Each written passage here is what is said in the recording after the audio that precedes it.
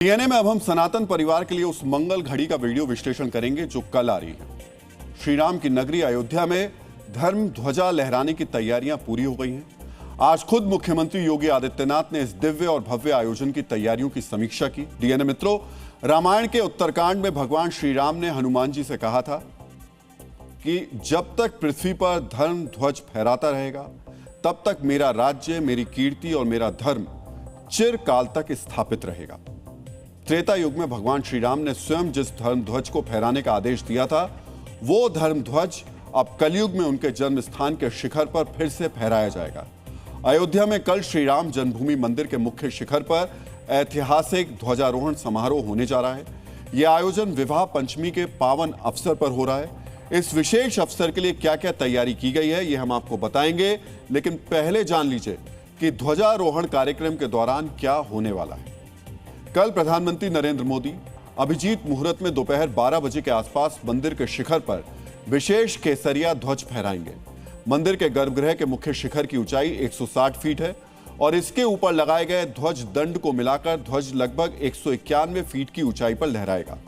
22 feet लंबे और 11 feet चौड़े इस ध्वज पर सूर्य, कोविदार वृक्ष और ओम के प्रतीक अंकित हैं। अब आपको धर्म ध्वज के प्रतीकों का मतलब भी जानना चाहिए। केसरिया रंग त्याग और तप का प्रतीक है। केसरिया ध्वज पर अंकित सूर्य प्रभु श्री राम के सूर्य वंश के प्रतीक है। ओम परमात्मा का प्रथम उच्चारण है जो चेतना और शाश्वत सत्य का प्रतिनिधित्व करता है। वहीं कोविदार वृक्ष अयोध्या के राजवंशीय चिन्ह के रूप में प्रतिष्ठित रहा है। ध्वज फहराने के बाद 10 सेकंड तक शंखनाद होगा और पुष्प वर्षा की जाएगी। इस कार्यक्रम के दौरान प्रधानमंत्री नरेंद्र मोदी, राष्ट्रीय स्वयंसेवक संघ के प्रमुख मोहन भागवत और उत्तर प्रदेश के मुख्यमंत्री योगी आदित्यनाथ समेत लगभग 7,000 लोग मौजूद रहेंगे। ध्वजारोहण कार्यक्रम इसलिए महत्वपूर्ण है क्योंकि ये राम मंदिर निर्माण के पूरा होने का प्रतीक है। राम मंदिर पर धर्म ध्वज फहराना करोड़ों भक्तों की उस आस्था का सम्मान है जिसने 500 वर्षों की प्रतीक्षा के बाद इस दिव्य धाम को पूर्ण रूप दिया है। अब आपको धर्म ध्वज के महत्व के बारे में भी जानना चाहिए। सनातन परंपरा में धर्म ध्वज को मंदिर का रक्षक कहा गया है। मान्यता है कि यह ध्वज मंदिर परिसर को नकारात्मक शक्तियों, बाधाओं और अशुभ ऊर्जाओं से बचाता है। वहीं लगातार लहराता ध्वज सकारात्मकता, समृद्धि और शुभता का प्रवाह माना जाता है।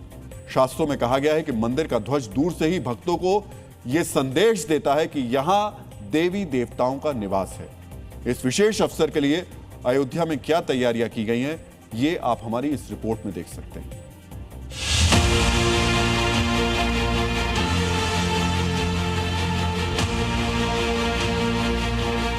25 नवंबर का दिन अयोध्या के इतिहास में स्वर्णिम पन्नों में दर्ज होने जा रहा है। श्री राम जन्मभूमि परिसर में होने वाला ध्वजारोहण महोत्सव अभूतपूर्व और अत्यंत भव्य होगा। ध्वजारोहण कार्यक्रम के लिए राम मंदिर के अलग अलग द्वार को फूलों से सजाया गया है। साथ ही सड़कों पर सूर्य स्तंभ और धार्मिक प्रतीकों वाले सजावटी लैंप पोस्ट लगाए गए हैं। धर्मपथ की दीवारों पर रामायण के विभिन्न प्रसंगों को दर्शाते म्यूरल बनाए गए हैं।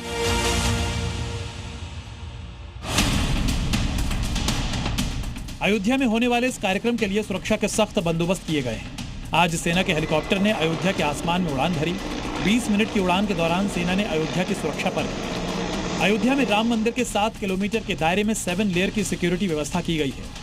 पहले चरण में स्थानीय पुलिस के कांस्टेबल और इंस्पेक्टर तैनात किए गए हैं। दूसरे चरण में सीओ लेवल के अधिकारी तैनात किए गए हैं जो मंदिर की तरफ आने वाले सभी रास्तों पर मौजूद हैं। तीसरे चरण में अतिरिक्त सीसीटीवी लगाकर निगरानी की जा रही है।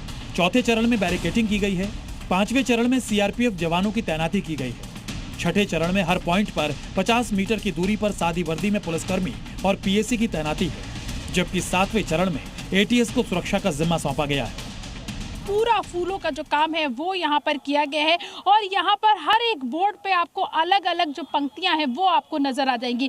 कहीं पर जय श्री राम लिखा हुआ है तो कहीं पर स्वच्छ अयोध्या लिखा हुआ है। और ये आप जो कारीगर देख रहे हैं, 500 कुंटल जो फूल है वो यहाँ पर मंगवाया गया है। बाहर से फूल आया है यहाँ पर और जो कारीगर है वो पिछले 20 दिनों से ये जो काम है ये यहाँ पर कर रहे हैं।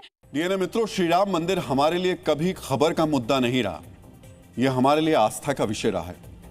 उस दौर में जब रामलला को काल्पनिक बताया जा रहा था तब हमने मिल गए राम के नाम से एक कार्यक्रम किया था और अयोध्या से रामेश्वरम और श्रीलंका तक जाकर श्री राम से जुड़े प्रमाण जुटाए थे। आज श्री राम मंदिर पूरी तरीके से बनकर तैयार है और वहां कल धर्म ध्वजा फहराई रहेगी। इससे प्रसन्नता की बात हमारे लिए और कुछ नहीं हो सकती। बहुप्रतीक्षित राम मंदिर के शीर्ष पर धर्म ध्वजा का फहराना आस्था की पुनर्स्थापना का प्रतीक है। 500 सालों के अपमान का अंत है, इसलिए यह उत्सव का क्षण है। सदियों के अपमान के पूर्ण अंत से सनातनी उत्साहित हैं, लेकिन अफसोस है कि उतना ही उत्साह बाबर में अपना आदर्श देखने वालों में भी है। उस कट्टरवादी बाबर को अपना आदर्श मानने वाले खुश हैं, जिसके नाम पर अयोध्या की पवित्र भूमि सदियों तक अपमानित होती रही।